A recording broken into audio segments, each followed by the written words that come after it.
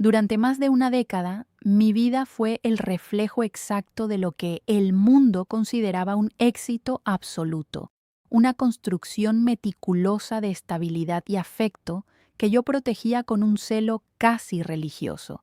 Mi nombre es Julián Rivera y, durante 12 años, creí ciegamente que Elena era el pilar inamovible sobre el cual se sostenía no solo mi hogar, sino mi propia identidad. Vivíamos en una casa de amplios ventanales en una zona tranquila de la ciudad, donde los árboles de jacaranda teñían de violeta las aceras cada primavera. Nuestra rutina era una danza perfectamente coreografiada.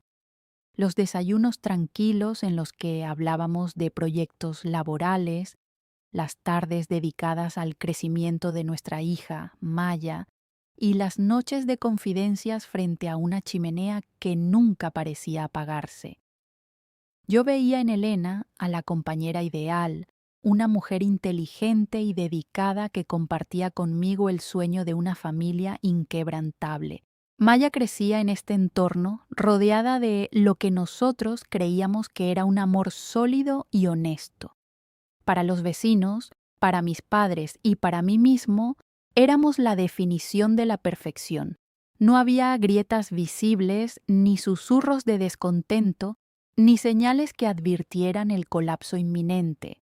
Yo me sentía el hombre más afortunado del mundo, caminando sobre un suelo que juraba que era de mármol, sin sospechar que, en realidad, estábamos suspendidos sobre una capa de hielo extremadamente delgada que empezaba a resquebrajarse bajo la superficie. La caída comenzó un martes de octubre, un día gris que no presagiaba la tormenta emocional que estaba a punto de desatarse.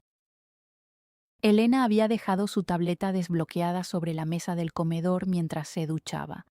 No fue una intención de espiar lo que me llevó a mirar la pantalla, sino una notificación persistente que no dejaba de sonar. Lo que encontré fue una serie de mensajes que transformaron mi realidad en un laberinto de pesadillas. Elena mantenía una relación paralela desde hacía casi 3 años con un hombre que yo consideraba un conocido lejano, un colega de su industria. Los mensajes no solo hablaban de una pasión física que yo creía exclusiva nuestra, sino de planes detallados para dejarme, para vaciar nuestras cuentas compartidas y para llevarse a Maya lejos, a otra provincia, donde él ya había comprado una propiedad. El golpe fue tan violento que sentí una náusea física. La confrontación fue inevitable esa misma noche. Elena, lejos de mostrar el arrepentimiento que yo esperaba en mi ingenuidad, se transformó frente a mis ojos. La mujer dulce y comprensiva desapareció para dar paso a una desconocida fría, calculadora y llena de un resentimiento que yo no alcanzaba a comprender. Admitió el engaño con una indiferencia que me heló la sangre, alegando que nuestra vida era aburrida y que ella merecía algo más vibrante. En ese instante, el espejo se rompió en 1000 pedazos y la calidez de nuestro hogar se evaporó, dejando solo el frío metal de una guerra que apenas comenzaba. La transición del hogar idílico a la sala de audiencias fue rápida y brutal. Iniciamos el proceso de divorcio y la disputa por la custodia de Maya se convirtió en el epicentro de un conflicto despiadado. Yo estaba en una desventaja clara y dolorosa. El sistema legal, a pesar de sus intentos de modernización, seguía operando bajo prejuicios que favorecían casi automáticamente a la madre en casos de custodia total, a menos que se demostrara una incapacidad flagrante. Elena lo sabía y utilizó esa ventaja con una crueldad metódica. Contrató a un abogado famoso por su agresividad, quien comenzó a pintar un retrato falso de mí. Me describieron como un hombre ausente, adicto al trabajo, emocionalmente inestable y propenso a arrebatos de ira que, según ellos, ponían en riesgo la salud mental de la niña. Yo, que había dedicado cada minuto libre a ser el mejor padre posible, me encontraba luchando contra sombras. Mis recursos financieros eran limitados comparados con los que Elena había estado desviando de nuestra cuenta conjunta durante años. Cada vez que entraba en el despacho de mi abogada, la sensación de derrota era más pesada. Las leyes parecían muros altos e infranqueables, y la posibilidad de perder la convivencia diaria con Maya me sumía en una desesperación que amenazaba con quebrantar mi voluntad. Veía a mi hija alejarse de mí, manipulada por las historias que su madre le contaba, o eso era lo que yo creía en ese momento. Sin embargo, mientras yo me hundía en la autocompasión y la estrategia legal fallida, Maya, con solo 14 años, estaba librando su propia batalla interna. Ella no era la niña indefensa que ambos pretendíamos proteger, era una observadora silenciosa y extremadamente aguda de la realidad que nos rodeaba. Maya había visto las lágrimas que yo intentaba esconder en la cocina, había escuchado las llamadas telefónicas de su madre planeando cómo acabar con el crédito de su padre, y había comprendido, mucho antes que yo, que en este juego de adultos, la verdad no era suficiente para ganar.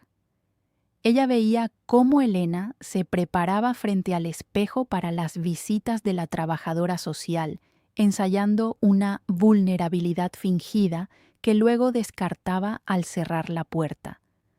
Maya notaba el desprecio con el que su madre hablaba de mí cuando creía que ella no escuchaba. Mi hija, dotada de una madurez prematura forjada por el dolor, decidió que no se quedaría de brazos cruzados mientras su mundo se desmoronaba. Empezó a tomar notas, a grabar conversaciones de manera oculta y a entender la psicología de los adultos que estaban decidiendo su futuro. Ella sabía que, si las cosas seguían su curso legal estándar, terminaría viviendo con una mujer que ya no reconocía, lejos del padre que siempre había estado a su lado.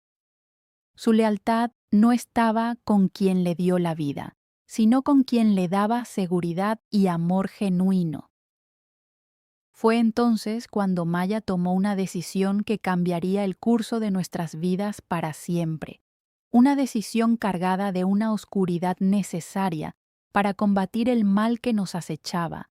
Sin decirme una palabra, comenzó a preparar lo que ella llamó el seguro de vida. Mi hija utilizó sus conocimientos sobre edición digital y su habilidad para la actuación para fabricar una realidad alterna. Durante semanas, se aplicó maquillaje profesional para simular hematomas en sus brazos y hombros, fotografiando el proceso con una iluminación que los hacía parecer reales y dolorosos. Creó un diario falso, envejecido artificialmente, donde relataba episodios detallados de maltrato físico y verbal. Pero aquí estaba el giro maestro. El agresor en sus relatos no era yo, sino Elena.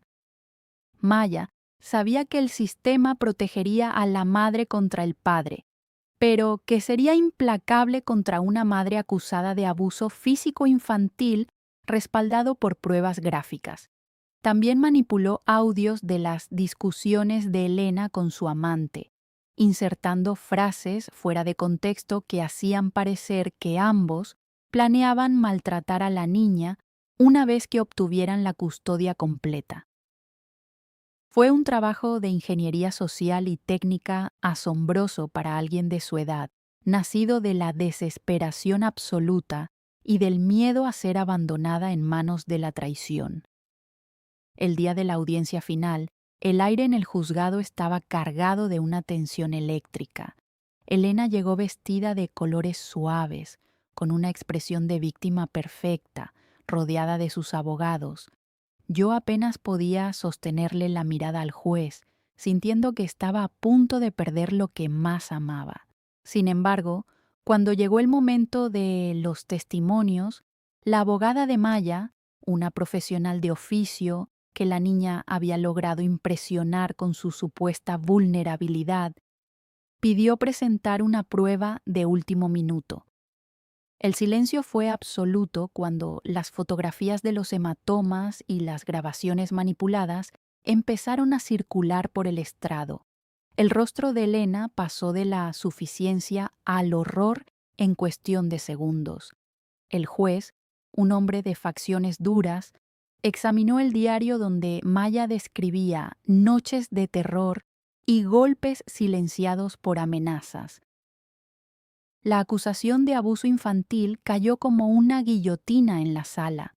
Elena intentó gritar que todo era mentira, que ella nunca le había puesto una mano encima a su hija, pero su historial de mentiras previas y la frialdad de las pruebas presentadas jugaron en su contra. Mi propia sorpresa fue tan genuina que el juez la interpretó como el shock de un padre que finalmente descubría el calvario de su hija a manos de su exesposa. Fue un giro cinematográfico que nadie, absolutamente nadie, vio venir. El impacto de las alegaciones de Maya fue inmediato y devastador para Elena. El juez no solo le otorgó la custodia total y exclusiva a mi favor, sino que ordenó una investigación criminal inmediata por maltrato infantil. El proceso legal que siguió fue una caída libre para ella. Debido a la gravedad de las pruebas y al testimonio desgarrador de Maya ante los peritos psicológicos, una actuación que incluso a mí me heló la sangre por su verosimilitud. Elena fue sentenciada a una pena de prisión que, aunque reducida por no tener antecedentes, marcó el fin de su reputación y de su vida tal como la conocía. Perdió su trabajo, sus bienes fueron liquidados para cubrir indemnizaciones y costas legales, y su amante desapareció en cuanto el escándalo llegó a la prensa local. Yo obtuve la casa, la seguridad financiera y, lo más importante, la presencia constante de mi hija. Durante meses, vivimos en una especie de burbuja de alivio, pero yo no podía dejar de preguntarme cómo es que nunca vi esas marcas, cómo es que Elena pudo ocultar una violencia tan extrema en nuestra propia casa. La culpa me carcomía, pensando que había sido un padre ciego ante el dolor físico de mi propia hija. La verdad salió a la luz una noche de lluvia, casi un año después de que la sentencia fuera firme.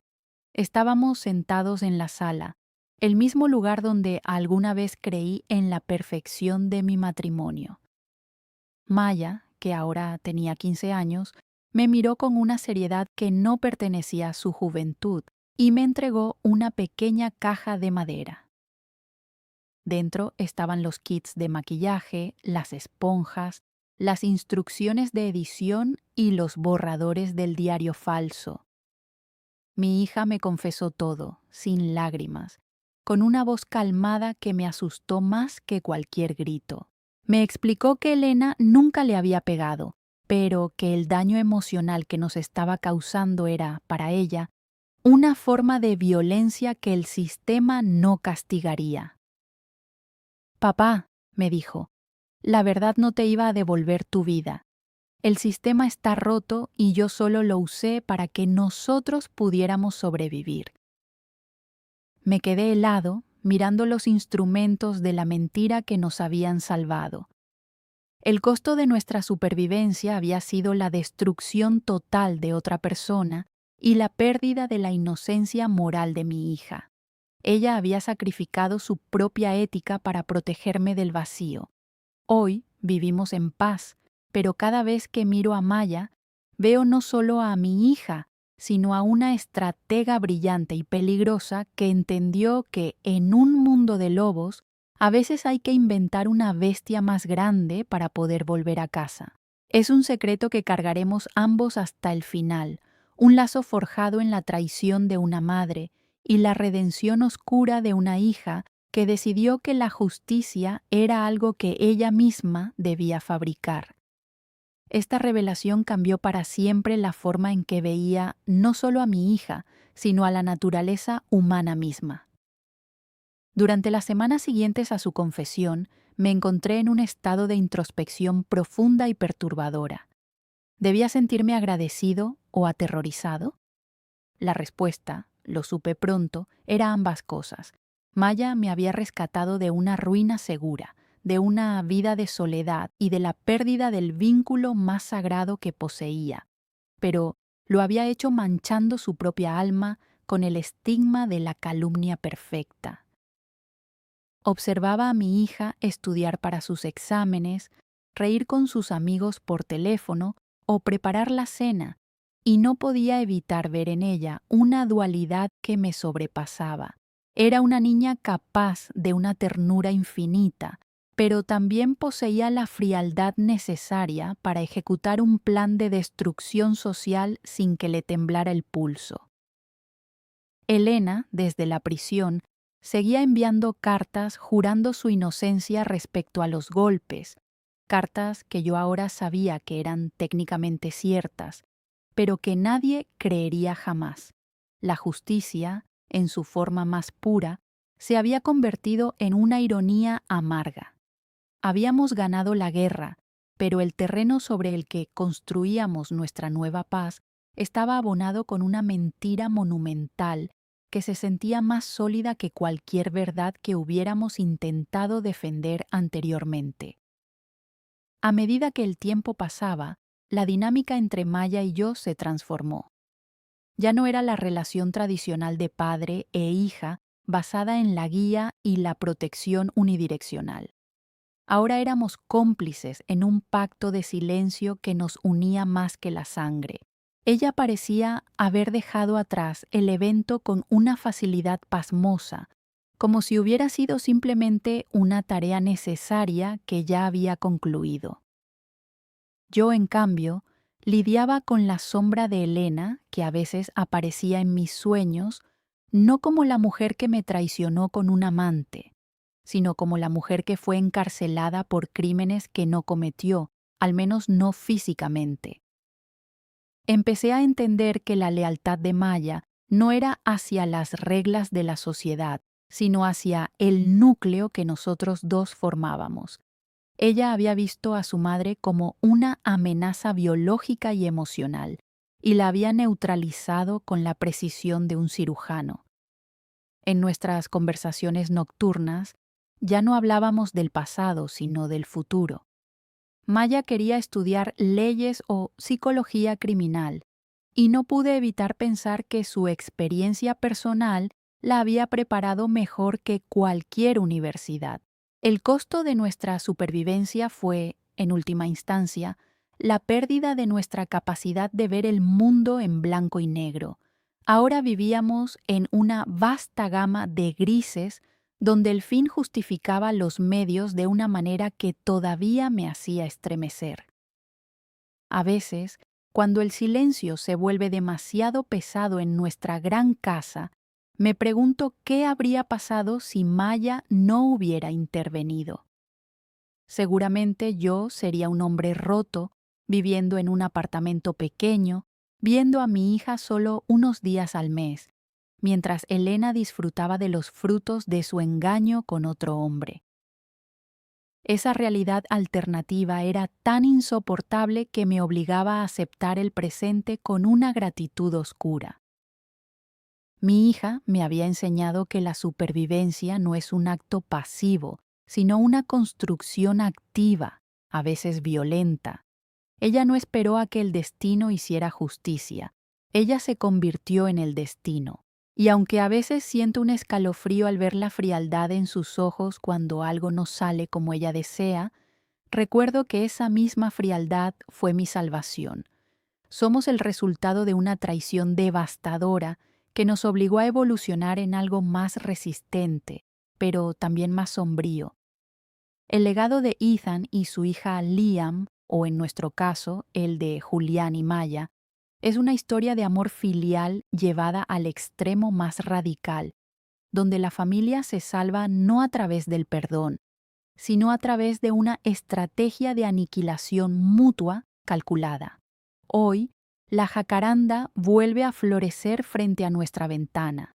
Elena, pronto saldrá en libertad condicional, pero es una mujer sin pasado y sin futuro, una paria en una sociedad que la condenó por lo que creyó ver en unas fotos y en un diario. Maya y yo ya hemos planeado mudarnos a otra ciudad, cambiar nuestros apellidos y empezar de nuevo, lejos de los ecos de aquel juicio. No es un escape por culpa, sino un movimiento estratégico para proteger nuestra paz. Mientras empaco las cajas, encuentro una de las fotografías del maltrato que Maya guardó como recuerdo. La miro y me maravillo del realismo de los colores, de la textura de la piel simulada. Es una obra de arte del engaño. La destruyo en la trituradora de papel, sintiendo que con ella se va el último rastro del hombre que alguna vez creyó que la honestidad era la única forma de ganar. Mi hija me mira desde el umbral de la puerta, me sonríe y me pregunta si estoy listo para irnos. Le devuelvo la sonrisa, una sonrisa que ahora esconde tantos secretos como la suya, y asiento. Estamos listos, porque al final del día lo que importa no es cómo ganamos la batalla, sino que estamos juntos para contar la historia, incluso si esa historia es la mentira más hermosa y terrible que jamás se haya contado.